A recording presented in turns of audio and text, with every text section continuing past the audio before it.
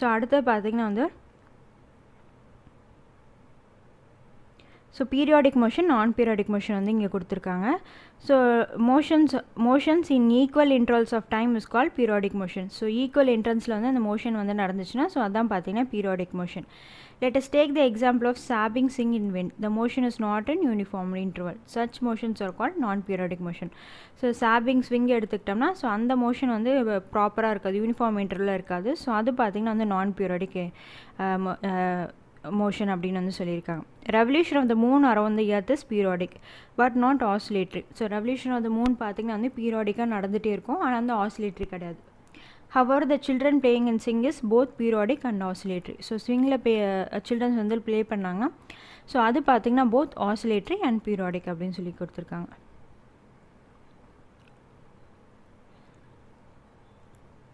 So அடுத்த பார்த்தீங்கன்னா ஒரு முக்கியமான ஃபார்முலா கொடுத்துருக்காங்க.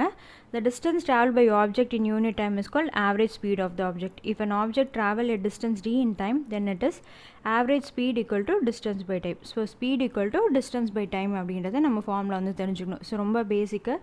ஸோ இதோட யூனிட் என்ன இருக்குன்னு பார்த்தீங்கன்னா இங்கே யூனிட் கொடுத்துருப்பாங்க. The unit of the average speed is meter per second.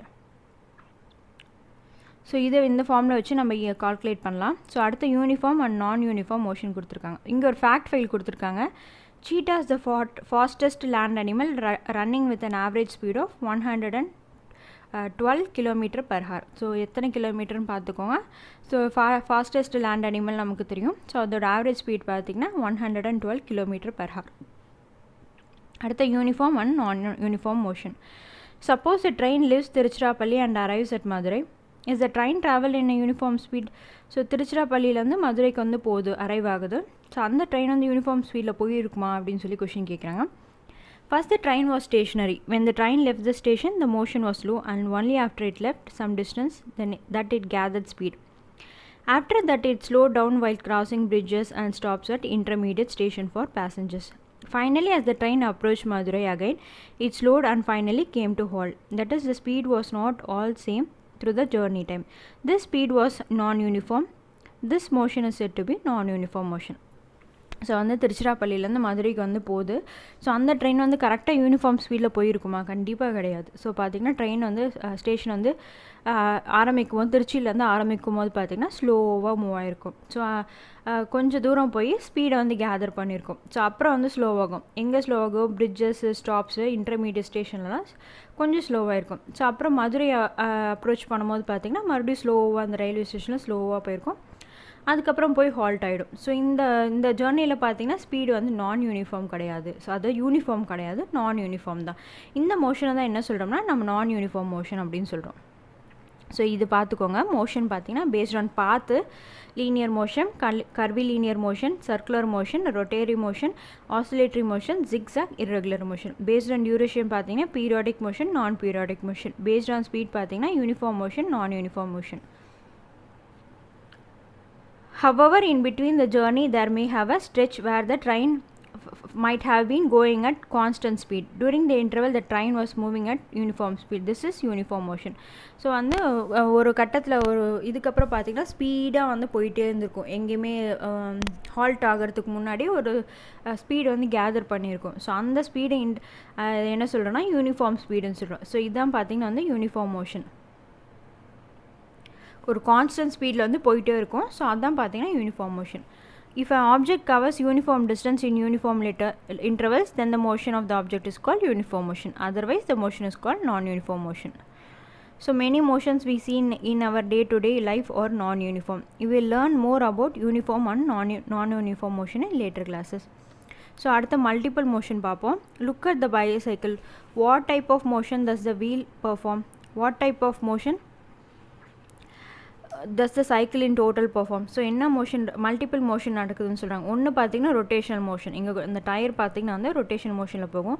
இன்னொன்று பார்த்திங்கன்னா வந்து அவர் ஸ்ட்ரெயிட்டாக போயிட்டே இருப்பார். ஸோ அதனால் பார்த்திங்கன்னா வந்து அது பார்த்திங்கன்னா வந்து லீனியர் பாத் அப்படின்னு சொல்லுவாங்க. ஸோ இந்த சீவிங் மிஷினை பாருங்கள். இந்த மோஷன் ஆஃப் த நீடில் எப்படி இருக்குது? லீனியரில் இருக்கும். அதே மோஷன் ஆஃப் த வீல் பார்த்திங்கன்னா ரொட்டேரியில் இருக்கும். ஸோ வீல் பார்த்திங்கன்னா ரொட்டேட்டாக சுற்றிட்டே இருக்கும், ரொட்டேரி மோஷனில் இருக்கும். மோஷன் ஆஃப் ஃபுட் ரெஸ்ட் எப்படி இருக்கும்? ஃபுட் ரெஸ்ட் பார்த்திங்கன்னா வந்து இன்டர்வெல்லில் வந்து மறுபடியும் ஸ்பீடு வந்து கேதர் ஆகிட்டே வரும், அதாவது யூனிஃபார்மாக போயிட்டு வரும். ஸோ அதனால் அது oscillatory.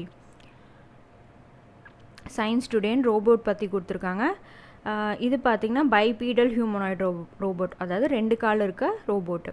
Robots are automatic machine. Some robots can perform mechanical and respective jobs faster more accurately then people. So பார்த்திங்கன்னா மெக்கானிக்கல் ஜாப்ஸ்லாம், ரிப்பீட்டேட்டிவ் ஜாப்ஸ்லாம் ரோபோட்டால் பண்ண முடியும். ஸோ பீப்புளை விட அக்யூரேட்டாக இந்த ரோபோட்ஸால் பண்ண முடியும். Robots can also handle dangerous material and explore distant planets. The term comes from Czech word robota, meaning forced labor. Robotics is science and study of robots. So robot என்ற term எங்கேருந்து வருதுன்னு பார்த்தீங்கன்னா Czech wordலேருந்து வருது. So robota meaning பார்த்தீங்கன்னா forced labor. What can robot do? Robot can sense and respond to their surroundings. They can handle delicate objects or apply great force, for example, to perform eye operation guided by a human surgeon, or to assemble a car with artificial intelligence. Robot will also able to make decisions for themselves. So robot எதுக்கெலாம் வந்து sense பண்ண முடியும், அதுக்கு ஏற்ற மாதிரி அதில் respond பண்ண முடியும். ஸோ என்னெல்லாம் பண்ண முடியும்னு பார்த்திங்கன்னா வந்து ஒரு கிரேட் ஃபோர்ஸை வந்து அப்ளை பண்ண முடியும். இப்போ எக்ஸாம்பிள் பார்த்திங்கன்னா ஐ ஆப்ரேஷன் பண்ணுறோன்னா ரொம்ப டெலிகேட்டாக இருக்கும். ஸோ அங்கெல்லாம் பார்த்திங்கன்னா இந்த ரோபோட்டை வச்சு பண்ணலாம், ரொம்ப டெலிகேட்டாக அக்யூரேட்டாக பண்ணும். ஹியூமன் சர்ஜனோட உதவியோடு அந்த ரோபோட் வந்து பண்ணும். ஸோ அதே மாதிரி பார்த்திங்கன்னா வந்து கார் அசம்பிள் பண்ணுறதுக்கு ஆர்டிஃபிஷியல் இன்டெலிஜென்ஸை யூஸ் பண்ணலாம். ஸோ அதோட டிசிஷனை பார்த்திங்கன்னா அதே மேக் பண்ணிக்கும். How do robot sense? இங்கே குவாட்ரோபீடல் மிலிட்ரி ரோபோட்டு கொடுத்துருக்காங்க, அதான் 4 கால் மிலிட்ரி ரோபோட். இது electronic sensors are robot eyes and ears. Twins video cameras give the robot 3D view of the world. So sensors பார்த்திங்கன்னா வந்து ஐஸ்லேயும் இயர்ஸ்லேயும் இருக்குது. ட்வின் கேமரா பார்த்திங்கன்னா 3D view of the world வந்து அந்த ரோபோட்டுக்கு வந்து கொடுக்கும். Microphone detect sound. Pressure sensor gives the robot a sense of touch. To judge how hard to grip an egg. Heavy luggage built-in computers sense and receive information with radio waves. So pressure sensor வந்து அதுக்கு இருக்கும். So எவ்வளோ சென்ஸாக ஒரு பொருளை வந்து touch பண்ணணும் அப்படின்னு இருக்கும். ஸோ எக்கு பார்த்திங்கன்னா வந்து எந்த அளவுக்கு பிடிக்கணும் அப்படின்னது அதுக்குள்ளே வந்து இருக்கும், சென்சார் இருக்கும். ஸோ எக்கை வந்து ரொம்ப ஹார்டாக பிடிச்சோம்னா உடஞ்சிரும். ஸோ அதுக்கேற்ற மாதிரி கிரிப், எந்த அளவுக்கு அந்த கிரிப்பை பிடிக்கணும்னு ரோபோட்டுக்கு வந்து தெரியும். ஸோ அடுத்து ஆர்டிஃபிஷியல் இன்டெலிஜென்ஸ் பார்ப்போம். So artificial intelligence attempts to create computer programs that think like a human brains. Current research has not achieved this, but some computers can program to recognize faces in crowd. So artificial intelligence வந்து பார்த்திங்கன்னா இன்னும் வரல. So computer human brains அளவுக்கு வந்து computer programs வந்து பண்ணலாம் அப்படின்றது artificial இன்டெலிஜென்ஸ்லேருந்து create பண்ணிகிட்ருக்காங்க, இன்னும் வரல.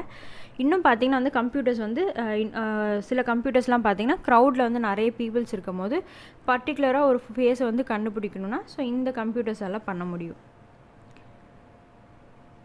So can robot things? Robots can think. They can play complex games such as chess better than human beings. But will robot ever know that it is thinking? Humans are conscious. We know we are thinking, but we don't know how consciousness works. We don't know if robots can ever be conscious. So அடுத்த nano robotics பற்றி கொடுத்துருக்காங்க, future of nano robotics. So இது பார்த்திங்கன்னா important, இதையும் பார்த்துக்கோங்க. So nano robots or nanobots are called scaled down to microscopic size in order to put them into very small space to perform a function. So இது பார்த்திங்கன்னா down to microscopic சைஸில் கொண்டு வராங்க. ரொம்ப ஸ்மால் ஸ்பேஸில் வந்து இந்த ஃபங்க்ஷனை வந்து பண்ணுற மாதிரி இந்த நானோ ரோபோட்ஸ் வந்து கொண்டு வர போகிறாங்க. Future nanorobots could be placed in the bloodstream to perform surgical procedures that are too delicate or too difficult for standard surgery. So எவ்வளோ ஸ்மால் சைஸ், ரொம்ப குட்டி சைஸில் கூட இதை கொண்டு போய் பண்ணலாம் நானோ ரோபோட்ஸை வச்சு. நீங்கள் வந்து பிளட் ஸ்ட்ரீம்லலாம் நம்ம வந்து ஒரு சிஸ்ஸரோ இல்லை அதெல்லாம் வச்சு பண்ண முடியாது. நானோ வச்சு பண்ணோம்னா நம்ம அதை ஈஸியாக வந்து பண்ணிடலாம். ஸோ அடுத்த ஒரு எக்ஸாம்பிள் பார்ப்போம், அது உங்களுக்கு ரொம்ப நல்லா புரிஞ்சிடும். Imagine if a nanobot could target cancer cells and destroy them without touching healthy cells nearby. கொஞ்சம் இமேஜின் பண்ணி பாருங்களேன். இப்போ நானோபோட் இருந்துச்சுன்னா ஸோ கேன்சரால் ஒருத்தர் பாதிக்கப்பட்டிருக்காரு.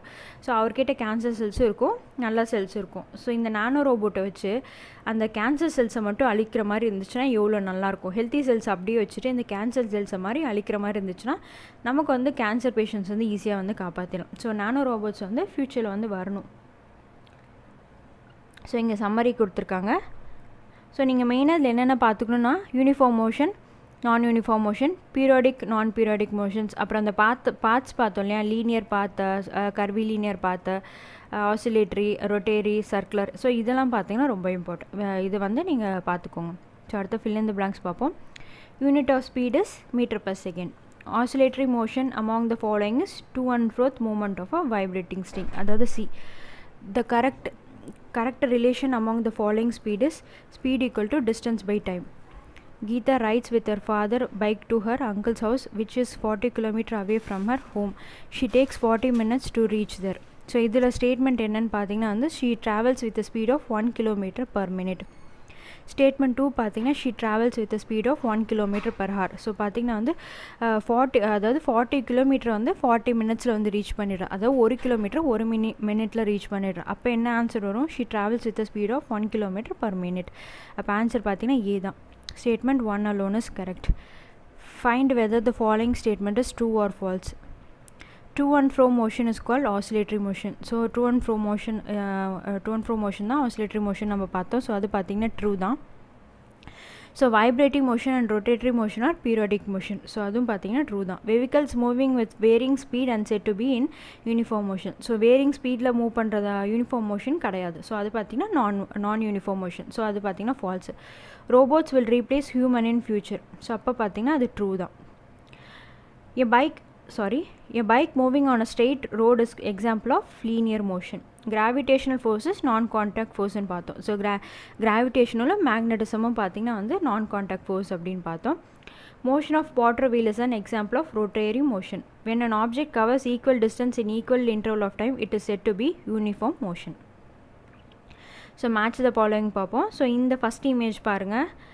ஸோ இது பார்த்தீங்கன்னா லீனியர் மோஷன் தான், ஏன்னா ஸ்ட்ரெயிட்டாக போகிறாங்க இல்லையா அவங்க. ஸோ அதனால் லீனியர் மோஷன். செகண்ட் ஒன் பார்த்தீங்கன்னா வந்து அந்த ரொட்டேரி டாப்புன்னு சொல்லுவோம்ல, பம்பரம் அப்படின்னு சொல்லுவேன். ஸோ அது சுற்றுறது பார்த்தீங்கன்னா வந்து ரொட்டேரி மோஷன் அப்படின்னு சொல்லுவோம். ஸோ தேர்டு பார்த்தீங்கன்னா வந்து ஊஞ்சல் ஆடுறது, ஸ்விங்கு பார்த்தீங்கன்னா வந்து ஆசிலேட்டரி மோஷன். ஸோ ஃபோர்த் என்ன இருக்குது? ஸோ ஃபோர்த்து பார்த்தீங்கன்னா வந்து ரவுண்ட் அடிக்கிற மாதிரி இருக்குது, பெண்டுலம் மாதிரி இருக்குது. ஸோ அது பார்த்தீங்கன்னா வந்து சர்க்குலர் மோஷன் ஏ. கார் பார்த்திங்கன்னா காரும் சைக்கிளும் நம்ம பார்த்தோம் லீனியர் மோஷன், அதாவது லீனியராகவும் இருக்கும் ரொட்டேரி மோஷனும் இருக்கும். அந்த கார் வீலை கன்சிடர் பண்ணும்போது அது வந்து ரொட்டேரி. ஸோ ஸ்ட்ரெயிட்டாக போகும்போது வந்து லீனியர் மோஷன். ஸோ நான் வந்து இங்கே உங்களுக்கு சொல்கிறேன். 1 பார்த்திங்கன்னா வந்து சி, 2 பார்த்திங்கன்னா டி, 3 பார்த்திங்கன்னா B, 4A 5E. 1C 2D 3B 4A 5E. So வேறு என்ன இருக்குது? ஸோ இங்கே இதை பார்த்துருவோம். ஸோ நான் இங்கே எழுதலை, நான் சொல்கிறேன், அப்படியே நோட் பண்ணிக்கோங்க. The force which acts an object without physical contact with it. So அது என்ன? ஃபிசிக்கல் காண்டாக்ட் இல்லாமல் அந்த ஃபோர்ஸ் வந்து ஆக்ட் ஆச்சுன்னா அது என்னது? Non contact force. A change in position of an object with time பார்த்தீங்கன்னா motion. The motion which repeats itself after fixed interval of time பார்த்தீங்கன்னா periodic motion. The motion of object travels equal distance in equal intervals of time பார்த்தீங்கன்னா uniform motion. A machine capable of carrying out complex series of actions automatically வந்து robot. So இதெல்லாம் நீங்கள் note பண்ணிக்கோங்க. So இது பார்த்திங்கன்னா வந்து kicking a ball, contact force, falling of leaf, இதெல்லாம் பார்த்திங்கன்னா வந்து non contact force. Distance meter, speed வந்து meter per second. Circulatory motion, spinning top, oscillatory motion. அடுத்தது வந்து மோஷன் ஆஃப் ஸ்விங்.